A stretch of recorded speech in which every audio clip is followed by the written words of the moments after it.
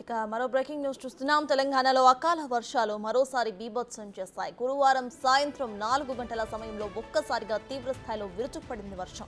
ముఖ్యంగా హైదరాబాద్ నగరంలో కొన్ని గంటల సేపు జనజీవనం మొత్తం కూడా స్తంభించిపోయింది. శివారు ప్రాంతాలైన అబ్దుల్లాపూర్ మేట్ నుంచి ఇటు పటాన్ చెరువు వరకు వర్షానికి నాలాలన్నీ కూడా పొంగి ప్రవహించాయి. పాత బస్తీ నుండి మాధాపూర్ వరకు, మేడ్చల్ నుంచి ఇబ్రహీంపట్నం వరకు రోడ్లన్నీ కూడా జలమయమై వాహనాల రాకపోకలు గంటల తరబడి నిలిచిపోయాయి. 20వ తేదీ వరకు రాష్ట్రంలో ఓ మోస్తారు వర్షాలు కురుస్తాయని వాతావరణ శాఖ ఇప్పటికే ప్రకటించింది.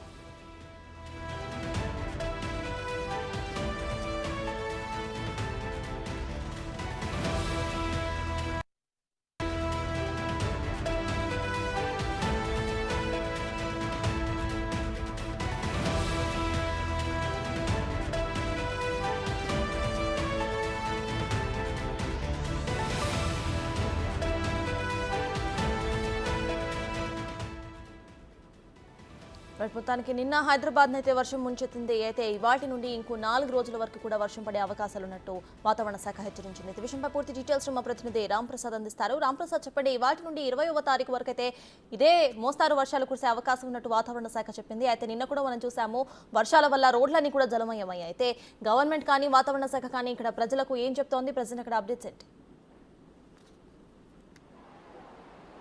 ఎస్ సర్తాజ్, మనం చూసినట్లయితే నిన్న సాయంత్రం 4 గంటల సమయంలో ఒక్కసారిగా కుండపోత వర్షం కురవడం జరిగింది. ఈ వర్షం హైదరాబాద్ వ్యాప్తంగా కూడా ఉన్నటువంటి కుండపోత వర్షానికి గాను మనం ప్రస్తుతం నిన్న హైదరాబాద్లోని బంజారాహిల్స్ రోడ్ నెంబర్ 11లో ఉన్నటువంటి ఉదయనగర్ కాలనీలో అయితే నాలాకు ఆనుకొని ఉన్నటువంటి రిటర్నింగ్ వాళ్ళు ఒక్కసారిగా కూలడం జరిగింది. ఇది కూలిన సమయంలో అయితే పూర్తి స్థాయిలో ఇక్కడ వర్షం పడుతున్న సమయంలోనే ఇది కూలడం వల్ల ఎలాంటి ప్రమాదం జరగలేదు మనుషులకైతే. కానీ ఇక్కడ అదే సమయంలో పార్కింగ్ చేసినటువంటి 3 వాహనాలు ఏవైతే ఉన్నాయో అవన్నీ ఒక్కసారిగా కూడా నాలలో పడిపోవడం జరిగింది. మనం చూస్తున్నాము, ఒక్కసారిగా మనం నిలబడ్డ ప్రాంతం నుంచి కూడా రోడ్ అంతా కూడా ఒక్కసారిగా కూలి, అంటే ఇక్కడ ఏదైతే రిటర్నింగ్ వాళ్ళకు ఆనుకొని ఉన్నటువంటి మట్టి కానీ దానికి ఉన్నటువంటి బేస్మెంట్ మొత్తం కూడా కూలడంతో ఒక్కసారిగా ఆ నీటి ప్రవాహంలో కొట్టుకుపోయినటువంటి విజువల్స్ అయితే మనం చూడవచ్చు. అంతేకాకుండా ఈ కాలనీకి సంబంధించి సుమారు 200 కుటుంబాలకు కూడా త్రాగునీటితో పాటు విద్యుత్ సరఫరా కూడా నిలిచిపోయింది. ఎందుకంటే 2 వైపులా బ్రిడ్జ్ ఏదైతే ఉందో మధ్యలో ఉన్నటువంటి 50 మీటర్ల పొడవు ఉన్నటువంటి ఒక రోడ్డు కూడా మొత్తం కుంగి ఈ నాలలో పడిపోవడం జరిగింది. అంతేకాకుండా పైనుంచి అంటే మనం చూస్తే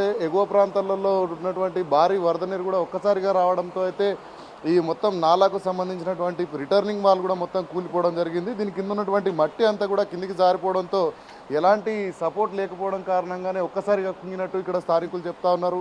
నిన్న గంటపాటు కురిసినటువంటి వర్షం, భారీ వర్షం, మనం హైదరాబాద్ వ్యాప్తంగా చూస్తే ఖైరతాబాద్, బంజారాహిల్స్ తదితర ప్రాంతాల్లో సుమారు 10 సెంటీమీటర్ల వర్షం కురిసినట్లయితే ఇక్కడ ప్రజలు చెప్తా ఉన్నారు.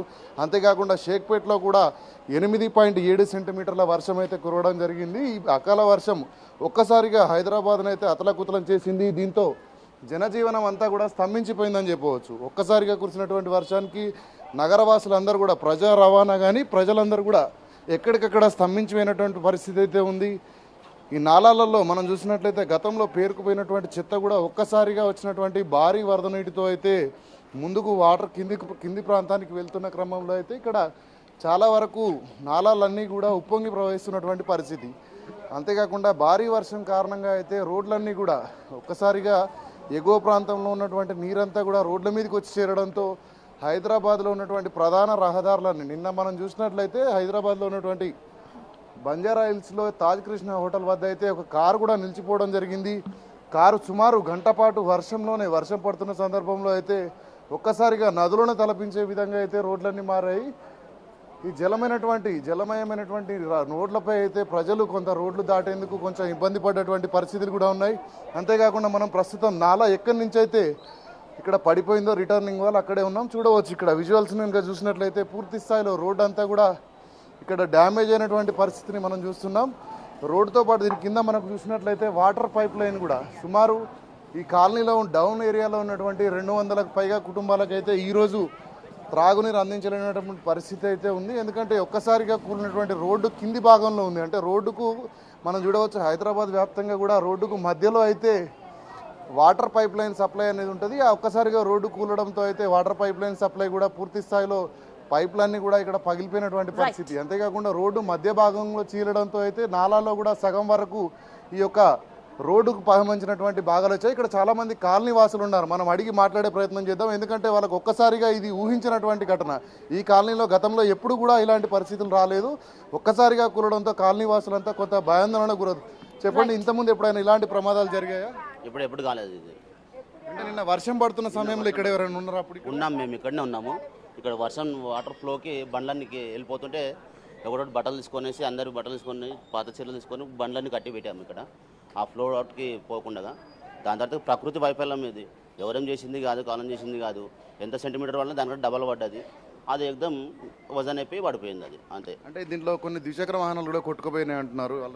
వాహనాలు ఏం కొట్టుకోలేదు సార్. ఒక వాహనం గిడ పడితే మేమే దాన్ని తాడలేసి కట్టి అక్కడ షట్టర్ కేసి కట్టి పెట్టినాము. మిగతా బండ్లు బయట సైడ్ ఉన్న బండ్లు మాత్రం ఫ్లోట్కి అక్కడ వరకు వెళ్ళినాయి పట్టుకొచ్చారు, అయిపోయింది అది.